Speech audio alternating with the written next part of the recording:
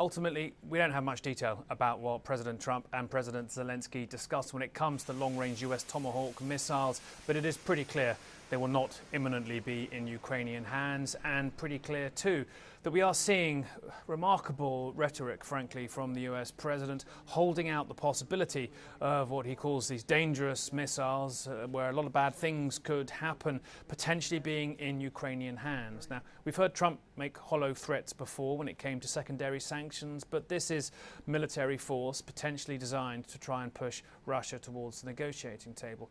When President Zelensky emerged from his talks with Trump, he said that they both agreed not to discuss long-range missiles and what they talked about them because the US didn't want an escalation. And Trump was clear he was hoping the issue of Tomahawk supply would never actually come to fruition, because he'd hoped that the meeting in Budapest between himself and President Putin, as yet to have a date set for it, would yield to some kind of peace. He again and again suggested he believed President Putin wanted some kind of peace, didn't elaborate why he felt that necessarily. And indeed, after the meetings had ended and President Trump had left for Mar-a-Lago, he posted on Truth Social the fact that he believed both sides should accept a deal that leaves the front lines where they currently are. Now, that ultimately, I think, might be for President Zelensky something he could sell domestically. It would certainly mean that Russia's recent summer offensive has not taken the key eastern frontline towns that it's had in its sights.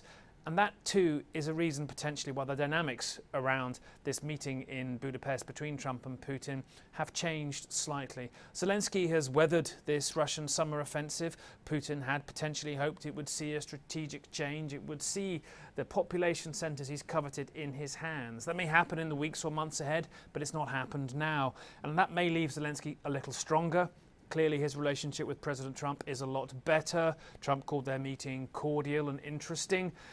He may not have emerged, Zelensky, with the long-range Tomahawk missiles he wanted, but let's be honest, the US doesn't have many to spare. They have similar range to some of the long-range drones that have been fired into Russia already by Ukraine. They're way more deadly and efficient, but they'll take a while to get into Ukrainian hands, and they cost $2 million roughly each. So a lot making the Tomahawks less of an immediate game changer on the battlefield. The psychological impact of this being signalled, though, potentially key here. President Trump wouldn't have dreamed 9 months ago of threatening Russia with military force. Now that's something potentially on the table, delivered via proxies. All eyes on Budapest, though, and potentially too as to how these changing dynamics on the battlefield are impacting Russian calculations for the months of fighting ahead. Zelensky didn't get everything he wanted out of this meeting in Washington, far from it indeed, but he certainly emerged, I think, in a stronger position than we've seen him in terms of his relationship with the United States and on the battlefield than we've seen him over the past months. Nick Payton-Walsh, CNN, London. The Pentagon's given the White House its green light for giving Kyiv Tomahawk missiles, saying that this would not damage US stockpiles. It was last month when President Zelensky had visited Washington and gone home empty-handed that there'd been a lot of surprise at the fact that President Trump should announce that, contrary to what he'd been saying before, he would not be providing Ukraine with Tomahawks because of that fear of US stockpiles being damaged. Now, still, even with this Pentagon green light, of course, the decision remains President Trump. And there is some indication that his wariness with Russia is growing more intense. We saw for the first time last month him slap sanctions on Russian oil firms, given his frustration with the lack of progress that Russians have been making towards starting peace talks. The question now, whether he will move that step further and authorize those Tomahawks that the Ukrainians have been asking for some time. They believe that this could play a significant part in furthering their strategy of taking on oil and energy installations in Russia. There's been a spike, record high gas prices as a result of some of those strikes. They believe that this not only helps prevent Russia from funding, from feeding its war effort, but also brings some more pain of the war to Russians as well. The point of the Tomahawk, says President Zelensky, would be to level the playing field to get a fairer deal ahead of the end of the war. Melissa Bell, CNN, Paris.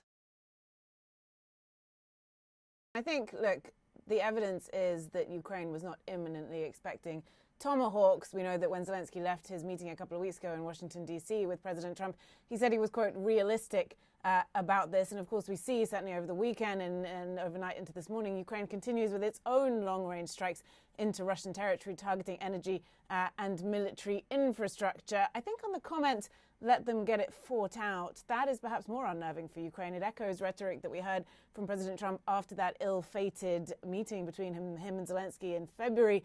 And it sort of smacks of perhaps walking away from the whole issue, washing his hands of the whole attempt to bring peace to Ukraine, which would be very bad news for Ukraine. They have been fighting to keep the US engaged, particularly when it comes to the issue of post-war security guarantees.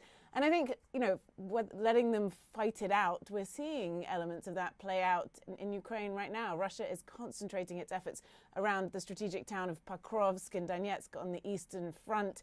President Zelensky says that Russia has amassed a force of some 170,000 troops in the area. Just for context, that is almost 3 times the pre-war population of Pokrovsk. It's about 2.5 times the size of the British regular army, so it is an enormous force. But for context, they've been trying to take this town, which sits on some key roads leading towards other fortress towns in Donetsk. They've been trying to take it for over a year, and they still haven't, though Ukraine acknowledges the situation there is increasingly difficult. So I think, look, fighting it out could take years, and that's why for Ukraine, U.S. support is so critical. Technology like the Tomahawks is so critical, not only because of what it is and its range and its power, but because it could shift the calculation in Moscow as to how long they themselves can drag out this war.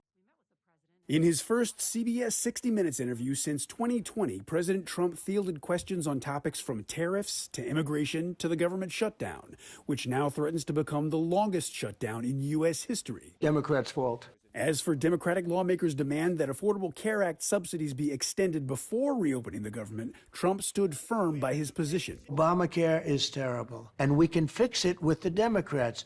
All they have to do is let the country open, and we'll fix it. On immigration, the president was asked if the methods used by ICE have gone too far. I think they haven't gone far enough because we've been held back by the judges, by the liberal judges that were put in by Biden and by Obama. Trump also addressed the upcoming Supreme Court oral arguments on whether his tariff policy is legal. I think it's the most important subject discussed by the Supreme Court in 100 years. The president asked what happens to his economic plan if the high court rules against him on tariffs. I think our country will be immeasurably hurt. I think our economy will go to hell. The wide-ranging interview also covered topics including cost of living, foreign policy challenges, and concerns about the possible use of the military to combat crime in American cities. I'm Reed Binion reporting.